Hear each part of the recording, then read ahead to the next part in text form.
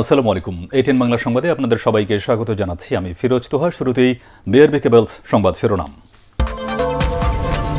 যাবজ্জীবন মানে ৩০ বছর, আপিল বিভাগের চূড়ান্ত রায়। ক্ষেত্র বিশেষে আমৃত্যু কারাদণ্ড দিতে পারবে আদালত।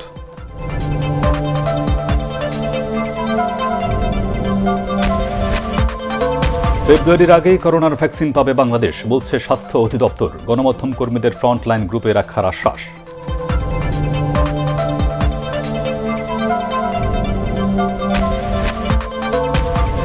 দেশে কমেছে এইডস আক্রান্তের সংখ্যা ও মৃত্যুর হার। চিকিৎসকের পরামর্শ মেনে চললে ঝুঁকি কমিয়ে আনা সম্ভব, বলছেন বিশেষজ্ঞরা।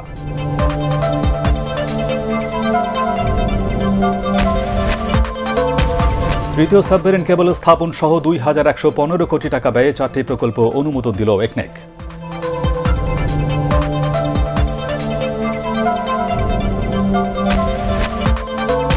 এবং পার্বত্য চট্টগ্রাম শান্তি চুক্তির ২৩ বছর কাল, এখনও পুরোপুরি বাস্তবায়ন না হয় হতাশায় পাহাড়িরা।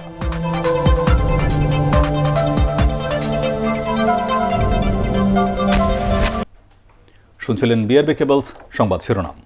এবারে বিস্তারিত। যাবজ্জীবন মানে ৩০ বছরের কারাদণ্ড উল্লেখ করে চূড়ান্ত রায় দিয়েছে আপিল বিভাগ। তবে কোনো আদালত আমৃত্যু কারাদণ্ড উল্লেখ করে রায় দিলে আসামিকে মৃত্যু না হওয়া পর্যন্ত কারাগারেই থাকতে হবে। প্রধান বিচারপতি সৈয়দ মাহমুদ হোসেনের নেতৃত্বে সুপ্রিম কোর্টের ৭ বিচারপতির আপিল বেঞ্চ সংখ্যাগরিষ্ঠতার ভিত্তিতে এই রায় দেয়। হুমায়ুন চিশতির রিপোর্ট। ২০১৭ সালের সাভারের এক হত্যা মামলায় ২ আসামির মৃত্যুদণ্ডের সাজা কমিয়ে যাবজ্জীবন কারাদণ্ড দেয় তখনকার প্রধান বিচারপতি এসকে সিনহার নেতৃত্বাধীন আপিল বিভাগ। একই সাথে আদালত যাবজ্জীবন মানে আমৃত্যু কারাবাসসহ ৭ দফা অভিমত দেয়। এতেই দেখা দেয় জটিলতা। যাবজ্জীবন মানে ৩০ বছর নাকি আমৃত্যু কারাবাস। ওই মামলার রিভিউ শুনানিতে ৪ জন অ্যামিকাস কিউরি তাদের মতামত দেন। মঙ্গলবার এ বিষয়ে চূড়ান্ত রায় দিল সর্বোচ্চ আদালত। ব্যাখ্যার একটা প্রশ্ন ছিল, কারণ এটা তো হয় কি, আমাদের সেকশন একটা সেকশন হচ্ছে যে আমৃত্যু ডেফিনেশনে বলা হচ্ছে, আরেকটা বলা হচ্ছে যে তার হবে ফ্র্যাকশনটা কীভাবে ভাগ করা হবে। আবার সেকশন 35A-তে বলা হচ্ছে যে তার ওই যে সময়টা কাটানো বাদ যাবে। তো যদি তার আমৃত্যু হয় তাহলে তার ওই সময়টা বাদ যাবে কীভাবে।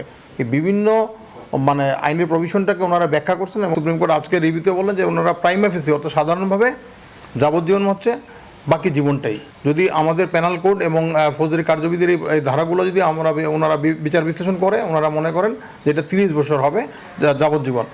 তবে ওইখানে ওনারা আরেকটি শর্ত দিয়েছেন যে হ্যাঁ 30 বছর হবে স্বাভাবিকভাবে, কিন্তু যদি কোনো আদালত, কোনো ট্রাইব্যুনাল বা আন্তর্জাতিক ট্রাইব্যুনাল বা যে কোনো ধরনের আদালত যদি কোনো আসামিকে আমৃত্যু যদি দণ্ড দিয়ে থাকেন তাহলে তাকে আমৃত্যুই থাকতে হবে, তার জন্য এই 30 বছর হবে না। আসামি পক্ষের আইনজীবী বলছেন, আমৃত্যু কারাবাসের বিধান রাখা হলে কারাগারে জটিলতা তৈরি হবে। আমৃত্যু সাজা যদি থাকে একটি লাইফের, সেখানে জেলখানায় আমাদের ওভারডোম করতে হবে। যদি একটি মানুষ যখন অত্যন্ত বৃদ্ধ হয়ে যাবে তখন তার চলাফেরা শক্তি থাকবে না, তখন তার সেবা শুশ্রূষার জন্য আদালতের বিবেচনা করতে হবে। হয়তো জেলখানা হোল্ড হোম করতে হবে, নার্স থাকবে, ডাক্তার থাকবে তাদের সেবা শুশ্রূষার জন্য, নতুবা একটা নির্দিষ্ট সময়ের পরে তাকে হাসপাতালে নিয়ে যাওয়া হবে। আপিল বিভাগের রায়ে সাভারের ওই হত্যা মামলায় আতাউর রহমান মৃধা ও আনোয়ার হোসেনের আমৃত্যু কারাদণ্ড বহাল রেখেছে আপিল বিভাগ। হুমায়ুন চিশতি, এটিএন বাংলা, ঢাকা। ২০৩০ সালের মধ্যে বাংলাদেশকে এইডস মুক্ত করার নানা উদ্যোগ নিয়েছে সরকার। বিশ্ব এইডস দিবস উপলক্ষে শিল্পকলা একাডেমিতে আয়োজিত অনুষ্ঠানে একথা জানান স্বাস্থ্য অধিদপ্তরের মহাপরিচালক ABM খুরশিদ আলম। এ সময় আগামী ফেব্রুয়ারির আগেই করোনার ভ্যাকসিন বাংলাদেশ পাবে বলেও জানান তিনি।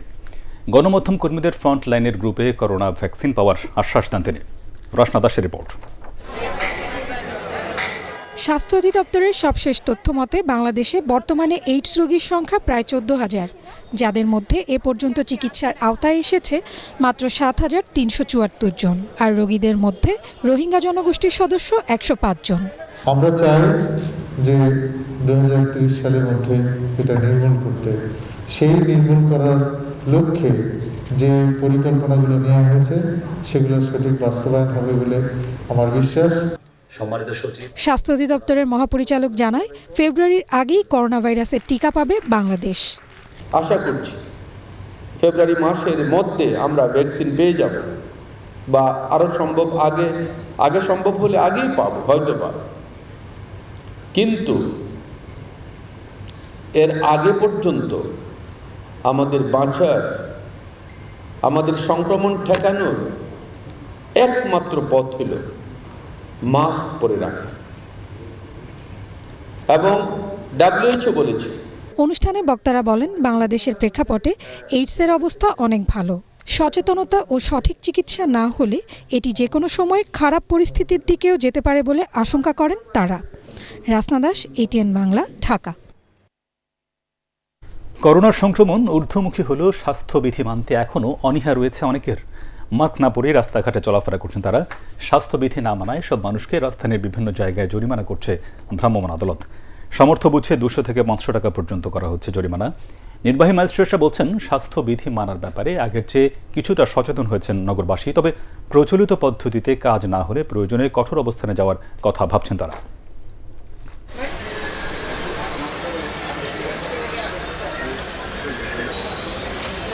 সবসময় পরি, মাস্ক পরি, স্যানিটাইজার সাথে রাখি, ব্যাগে রাখি, তাই সবসময় পরি আমি। বাট কিছু সময়ের জন্য পরি নাই, এই সময়টাতে আপনাদের সামনে পড়ে গেছে। মাস্কটা আমি ভুলে গেছিলাম, তাড়াতাড়ি করে কাজের জন্য বের হয়েছি, তো মাস্কটা আমি পরিনি। যেটা আসলে ওটা বলে করে পড়ে গেছে, বুঝছেন, নষ্ট হয়ে গেছে তো কিনে নিব। আর্থিক অবস্থা বিবেচনা করে জরিমানা করছি। জরিমানার পরেও যদি তারা কথা না শুনে, আমরা সেক্ষেত্রে জেল দিতে বাধ্য হব এবং আমরা জরিমানা হয়তো আরো বাড়িয়ে দিব। দেশে HIV আক্রান্ত রোগীর সংখ্যা ও মৃত্যুর হার কমেছে। বিশেষজ্ঞদের মতে এইডস আক্রান্ত রোগী নিয়মিত চিকিৎসকের পরামর্শ ও ওষুধ সেবন করলে মৃত্যু ঝুঁকি কমিয়ে আনা সম্ভব। মনির হোসেন তপুর ধারাবাহিক প্রতিবেদনের প্রথম পর্ব।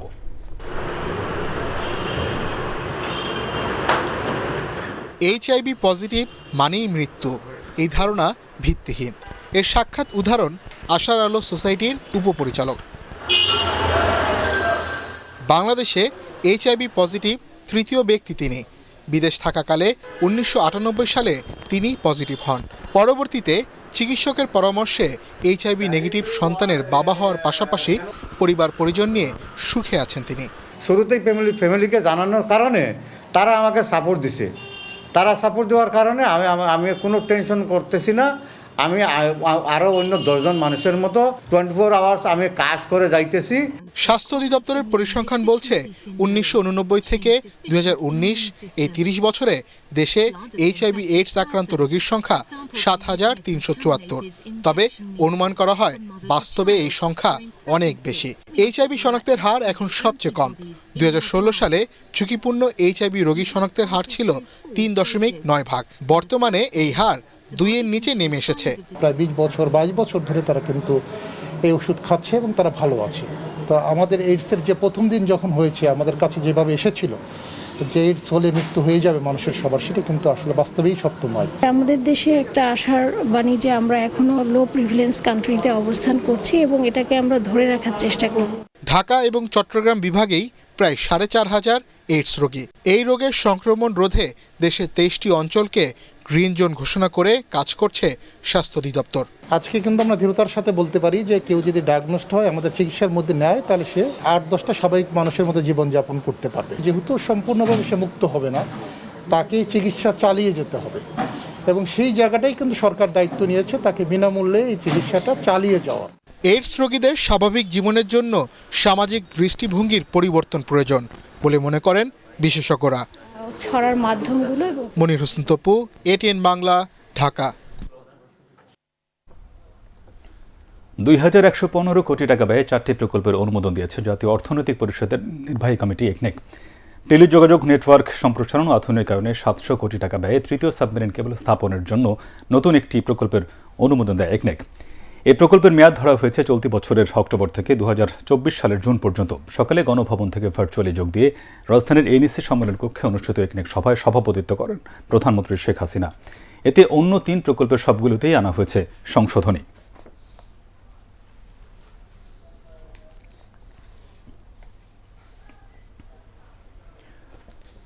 নারায়ণগঞ্জের পশ্চিম তল্লা এলাকায় মসজিদের বিস্ফোরণের ঘটনায় হতাহতদের পরিবার প্রতি 5 লাখ টাকা করে ক্ষতিপূরণ দিতে হাইকোর্টের আদেশ স্থগিত রেখেছে আপিল বিভাগ। প্রধান বিচারপতি সৈয়দ মাহমুদ হোসেনের নেতৃত্বাধীন আপিল বিভাগের ভার্চুয়াল বেঞ্চ এই আদেশ দেয়। এক রিট আবেদনের প্রেক্ষিতে গত 9 সেপ্টেম্বর ওই বিস্ফোরণের ঘটনায় দগ্ধ ও নিহত ব্যক্তিদের পরিবারকে 5 লাখ টাকা করে দেওয়ার আদেশ দিয়ে রুল জারি করে হাইকোর্ট। ওই আদেশ স্থগিত চেয়ে রাষ্ট্রপক্ষ তিতাস গ্যাস কর্তৃপক্ষের আবেদনের পরিপ্রেক্ষিতে 13 সেপ্টেম্বর স্থগিতাদেশ দিয়ে আবেদনটি আজ শুনানির জন্য আপিল বিভাগের পূর্ণাঙ্গ বেঞ্চে পাঠায় চেম্বার আদালত।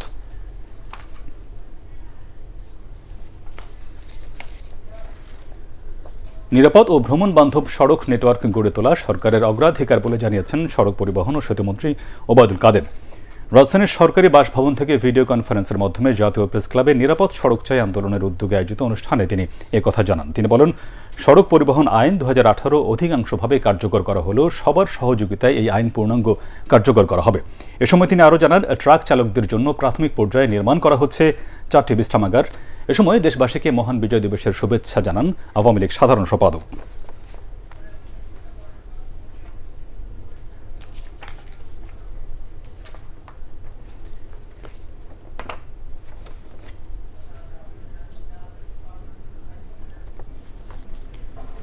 পার্বত্য চট্টগ্রাম শান্তি চুক্তির 23 বছর আগামীকাল, কিন্তু দীর্ঘদিন পরও এই চুক্তি পুরোপুরি বাস্তবায়ন না হয় পাহাড়িদের মধ্যে ক্ষোভ আর হতাশা কাটেনি। স্থানীয়রা বলছেন, চুক্তি হলেও ভূমি সমস্যার নিরসন না হওয়া পার্বত্য অঞ্চলে অভ্যন্তরীণ উদ্বাস্তু পুনর্বাসন সহ গুরুত্বপূর্ণ বেশ কিছু বিষয় এখনও অমীমাংসিত রয়েছে। তাই আঞ্চলিক কয়েকটি গ্রুপের মধ্যে মতবিরোধ থাকায় পাহাড়ে হানাহানি থামছে না। ফলে 23 বছর আগে শান্তি চুক্তি হলেও শান্তির সুবাতাস পুরোপুরি মেলেনি পাহাড়ি জনপদে। তবে স্থানীয় আওয়ামী লীগ নেতাদের দাবি, বর্তমান সরকার চুক্তির বেশিরভাগ ধারাই বাস্তবায়ন করেছে। 1997 সালের 2 ডিসেম্বর পার্বত্য শান্তি চুক্তি সই হয়েছিল। সে অনুযায়ী 1998 সালে পার্বত্য চট্টগ্রাম জনসংহতি সমিতির তৎকালীন প্রায় 2000 সশস্ত্র সদস্য সরকারের কাছে অস্ত্র জমা দিয়ে স্বাভাবিক জীবনে ফিরে এসেছিলেন। এই চুক্তি পরিপূর্ণ ও পূর্ণাঙ্গ বাস্তবায়িত না হওয়ার কারণে এই পার্বত্য চট্টগ্রামে এক বিশৃঙ্খল অরাজকতার পরিবেশ চলছে। আমরা চাই পূর্ণাঙ্গভাবে সরকার আন্তরিক হয়ে আমাদের যে চুক্তিটা আছে ওইটা বাস্তবায়ন করার আমরা আশা করি আর কি। আমরা চাই এই শান্তি চুক্তির যথাযথভাবে বিস্তার লাভ করুক। অবৈধ অস্ত্র আমরা যদি উদ্ধার করতে পারি, পার্বত্য চট্টগ্রামের যে চুক্তি ধারাগুলো বাস্তবায়ন হয়, এটা অটোমেটিকভাবে হয়ে যাবে। মহান বিজয় দিবস উপলক্ষে স্বাস্থ্যবিধি মেনে ঘরোয়া অনুষ্ঠান করা যাবে, তবে আগেই আইন শৃঙ্খলা বা রক্ষাকারী বাহিনীকে অবগত করতে হবে বলে জানিয়েছেন স্বরাষ্ট্রমন্ত্রী আসাদুজ্জামান খান কামাল। সচিবালয়ে বিজয় দিবসের প্রস্তুতিমূলক বৈঠকে তিনি জানান, সভার জাতীয় স্মৃতিসৌধ স্বাস্থ্যবিধি মেনে পুষ্পস্তবক অর্পণ করতে হবে। স্বরাষ্ট্রমন্ত্রী বলেন, কেউ যেন নাশকতা করতে না পারে সেজন্য সারা দেশে গোয়েন্দা তৎপরতা জোরদার করা হয়েছে।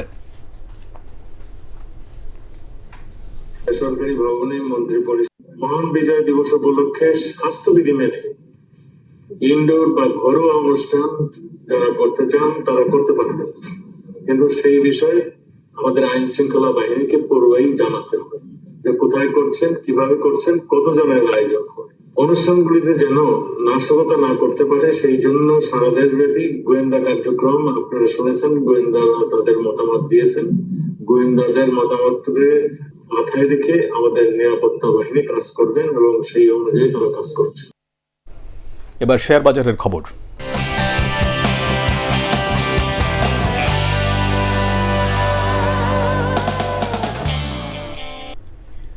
ইন্ডেক্স এগ্রো ইন্ডাস্ট্রিজ লিমিটেড সাধারণ বিনিয়োগকারীদের স্বার্থে আইপিওতে 20% ডিসকাউন্টে শেয়ার ছাড়বে।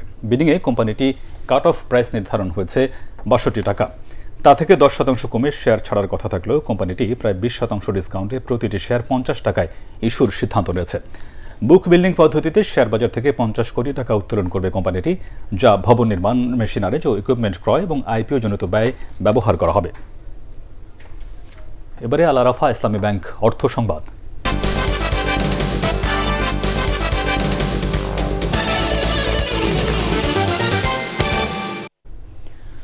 আন্তর্জাতিক শিশু শান্তি পুরস্কার বিজয়ী সাদাত রহমান সাকিবকে সংবর্ধনা দিয়েছে Akij itel school and college. যশোরের অভয়নগরের নোয়াপাড়ায় আকিজ সিটির স্কাই লঞ্চে আয়োজিত সংবর্ধনা অনুষ্ঠানে সাকিবের হাতে সম্মাননা ক্রেস্ট তুলে দেওয়া হয়। যশোর মাধ্যমিক ও উচ্চ মাধ্যমিক শিক্ষা বোর্ডের চেয়ারম্যান অধ্যাপক মোল্লা আমির হোসেন, আকিজ গ্রুপের চেয়ারম্যান শেখ নাসির উদ্দিনের সময় অন্যান্যের মধ্যে উপস্থিত ছিলেন। এতে বক্তারা বলেন, সাদাত রহমান সাকিব বিশ্ব দরবারে বাংলাদেশকে অনন্য উচ্চতায় নিয়ে গেছে। আগামী বাংলাদেশকে দেখতে চাই যে বিশ্বের ভিতর তারুণ্য নির্ভর একটি দেশ এবং অন্য দেশরা আমাদের কাছ থেকে উপদেশ নেবে যে কিভাবে একটা দেশ চলে, কিভাবে আইসিটি সেক্টরে কাজ করতে হয়। এই গুণীজনের কদর যদি না করি তাহলে বাংলাদেশে গুণীজন তৈরি হবে না। তো বাংলাদেশে সাদাত রহমান সাকিব আরও জন্মগ্রহণ করুক, আরও সবাই উৎসাহিত হোক, ভালো কাজ করার উদ্যোগ গ্রহণ করুক। এই কারণেই আজকের এই দিনভর অনুষ্ঠান ওকে নিয়ে। লাইফ ইন্স্যুরেন্স কোম্পানি লিমিটেড বাণিজ্য সংবাদ।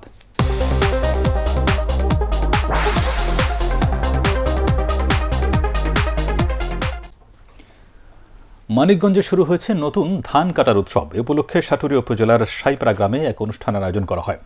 জেলা কৃষি সম্প্রসারণ অধিদপ্তরের উপপরিচালক শাহজাহান আলী বিশ্ব উৎসবের উদ্বোধন করেন। এতে সাইপাড়া গ্রামের কৃষক সোনালী মিয়ার অ্যারাইজ AZ7006 জাতের আমন ধান ক্ষেতকে মডেল ফার্ম হিসেবে বিবেচনা করে ধান কাটা ও মাড়াই করা হয়।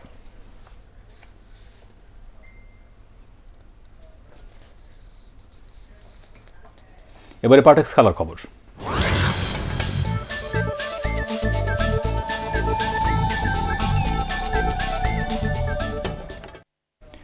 আর্জেন্টাইন ফুটবল কিংবদন্তি ডিয়েগো ম্যারাডোনাকে স্মরণ করে জরিমানার মুখে পড়েছেন বার্সেলোনা অধিনায়ক লিওনেল মেসি। স্প্যানিশ লা লিগায় ওসাসুনার বিপক্ষে গোল করার পর ম্যারাডোনার সাবেক ক্লাব লিও ওয়েলস ওল্ড বয়েজের জার্সি দেখান মেসি। স্প্যানিশ ফুটবলের আইন অনুযায়ী যা নিয়ম বহির্ভূত। রয়্যাল স্প্যানিশ ফুটবল ফেডারেশনের নিয়মের 91 নম্বর আর্টিকেলে লেখা আছে, যদি কোনো খেলোয়াড় গোল করার পর বা অন্য কোনো কারণে জার্সি উঁচিয়ে ধরেন এবং কোনো ধরনের বিজ্ঞাপন, স্লোগান, বার্তা, কোনো সংকেত বা ছবি দেখান, তবে যে কারণেই কাজটা করা হোক না কেন তাকে শাস্তি দেওয়া হবে, অপরাধী হিসেবে সতর্ক করা হবে এবং 3000 ইউরো জরিমানাও করা হবে। শেষ করার আগে বিআরবি কেবলস সংবাদ শিরোনামগুলো আরও একবার। যাবজ্জীবন মানে 30 বছর, আপিল বিভাগের চূড়ান্ত রায়। ক্ষেত্র বিশেষে আমৃত্যু কারাদণ্ড দিতে পারবে আদালত।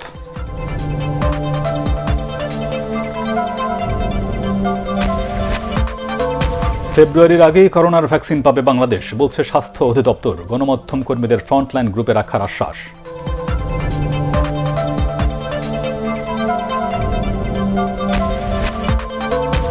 দেশে কমেছে এইডস আক্রান্তের সংখ্যা ও মৃত্যুর হার। চিকিৎসকের পরামর্শ মেনে চললে ঝুঁকি কমিয়ে আনা সম্ভব, বলছেন বিশেষজ্ঞরা।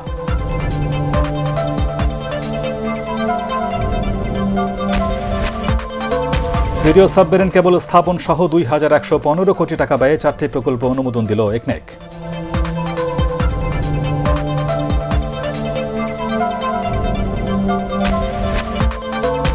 এবং পার্বত্য চট্টগ্রাম শান্তি চুক্তির 23 বছর কাল এখনো পুরোপুরি বাস্তবায়ন না হওয়ায় হতাশায় পাহাড়িরা।